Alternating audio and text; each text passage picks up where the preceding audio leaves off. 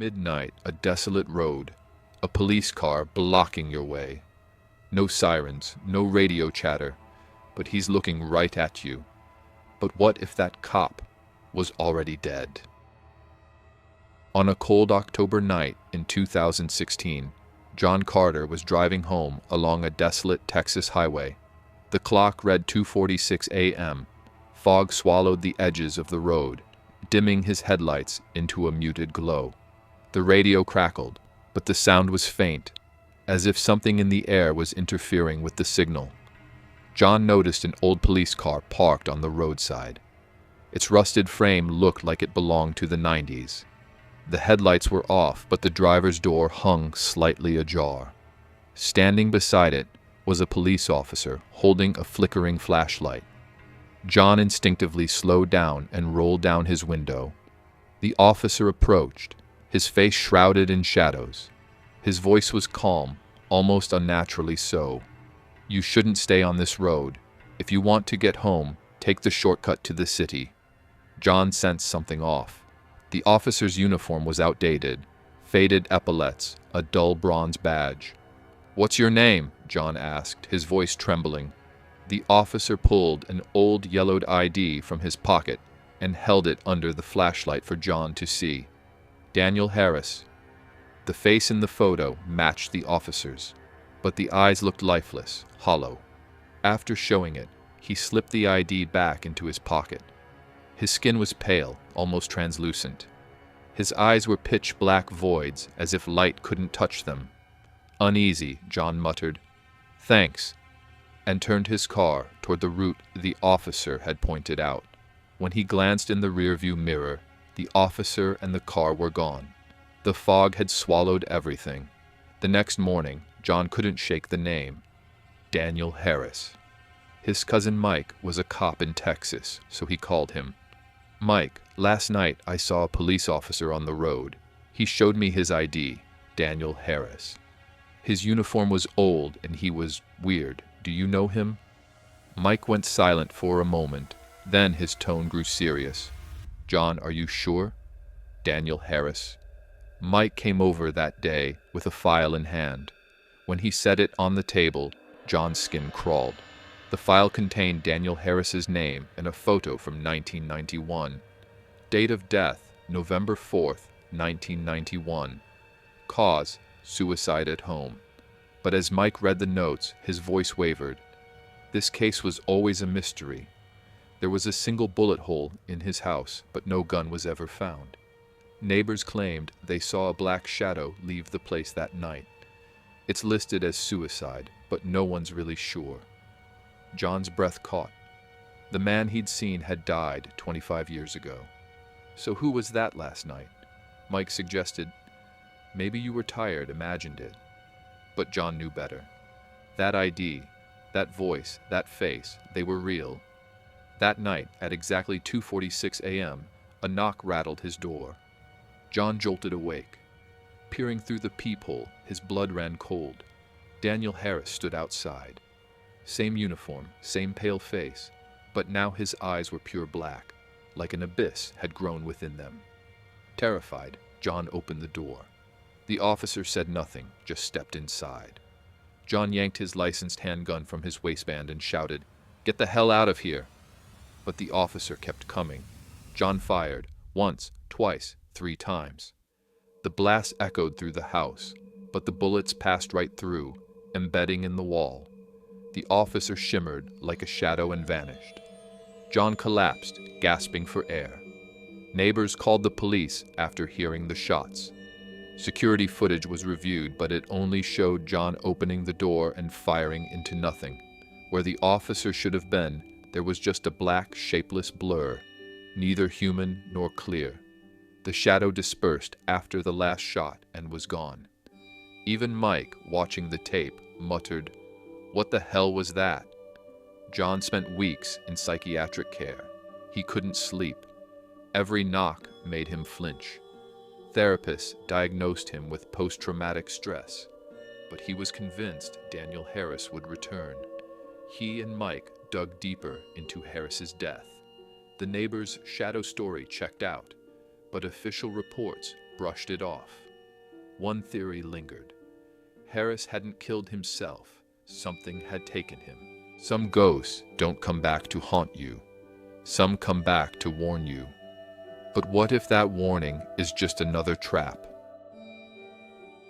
On a sweltering July afternoon in 2006, 34-year-old Michael Turner was driving back from a business trip through the desolate back roads of rural Nebraska. As he cruised down a dusty side road, an old police car caught his eye. Its rusted frame looked like something from the 90s. Even in the sunlight, it seemed pale and unsettling. Standing beside it was a motionless police officer. Michael slowed down. The officer held a tattered notebook, but his eyes were locked on Michael, dark and cold despite the midday glare. He raised a flashlight and signaled for him to stop. Michael pulled over and rolled down his window. The officer's face was sickly pale. His uniform was dusty and torn, as if he'd been wearing it for years. "Don't linger on this road," the officer said, his voice low and menacing. Before Michael could respond, the officer suddenly swung a baton and struck him hard on the head. Everything went black. Michael woke up in a dark, moldy room. His head throbbed. His hands were tied to a chair with rope. The space was littered with rusty metal shelves, broken glass, and dried bloodstains on the floor, like an abandoned warehouse. Across from him stood a man with a leather mask covering his face. His eyes gleamed with wild, sadistic intent through the mask's slits. In his hands was a motorized chainsaw. Its rusty chain rattled as the engine roared to life, shaking the room. Michael tried to scream, but his mouth was taped shut. The masked man pressed the chainsaw against Michael's left arm and pulled the trigger. The blade buzzed as it sliced through. The man worked slowly, methodically, a muffled chuckle escaping from behind the mask. He was taking extreme pleasure in it, his eyes glinting, his face twitching with delight. Blood splattered as Michael passed out from the pain. When he came to, he was in shock. He was back in the driver's seat of his own car, parked on the roadside. His left arm burned. Looking down, he saw it had been reattached with crude but precise stitches. The scars were red and inflamed, and moving it sent a jolt of pain through him. Gasping, he started the engine and drove straight to the nearest police station. At the station, he stammered out the whole story. The cop, the baton, the masked man, the chainsaw, his arm being cut and sewn back on. The officers stared in disbelief at first, but when they saw the stitches, their faces hardened. The chief grabbed a file and said, "You need to get to a hospital now." He continued, "We've been getting reports like this since 2001 on that road. Some guy in an old cop uniform, a serial killer, stops drivers, abducts them, cuts them up, and stitches some back together. 19 people have vanished. 5 came back like you. But there's no such cop, no such man. We don't know who he is. It's like he's a ghost." Another officer cut in. "What was the room like? Describe it, maybe we can find a lead." Michael muttered. "Dark, moldy, rusty shelves, broken glass, bloodstains on the floor." The cops jotted it down, but their expressions were grim and hopeless. They rushed him to the hospital. There, a doctor examined his arm and murmured in disbelief, "This is unreal. Your arm was cut off with a chainsaw and sewn back on. The surgery's precise, almost professional, but the stitches are old school, like antique thread was used. The nerves are badly damaged. Your arm's down to 70% function, and it's permanent. I don't know how you survived this." Michael froze at the words. His left arm remained crippled, marked with stitch scars and aching from nerve damage. The police scoured the area Michael described. Tire tracks and rusty metal scraps turned up, but no car, no killer. They hunted for months, but this mysterious serial killer stayed unfound. Like a true ghost, he'd vanished.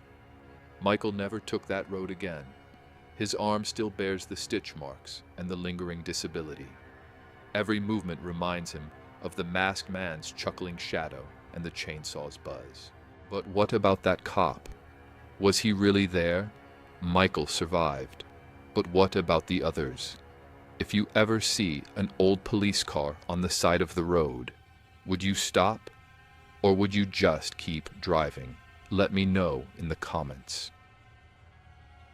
On a cool September afternoon in 2012, in a quiet Wyoming town, 42-year-old Richard Coleman was a cold-blooded killer who hunted people while disguised as a police officer. Dressed in a worn-out uniform, armed with fake IDs and search warrants, he'd been playing this game for years. That day, his target was a small family home. When he knocked, the homeowner, Mark Wilson, opened the door in confusion. Richard put on a stern face and said, "I've got a search warrant. I need to come in." His voice carried an icy calm. Mark asked to see the papers, but Richard didn't give him a chance. He pulled a silenced pistol from his belt and stepped inside without a sound. With the muffled hiss of the suppressor, Mark, his wife Lisa, and their 8-year-old son Jake dropped to the floor one by one. No screams, no noise, just the silence of death. Richard holstered his weapon as blood pooled on the carpet, a faint smirk on his lips. He left the scene, got into his car, and disappeared down the town's foggy roads. A few days later, neighbors noticed the Wilson family was missing. When police entered the home, they found clean bullet holes in the walls from a silenced gun and dried blood on the floor, but no other clues. Neighbors mentioned seeing a man in an old police uniform outside the house that day. A security camera at the town's entrance caught a gray car. Its license plate was clear. It belonged to Richard Coleman. Months of investigation traced Richard across state lines.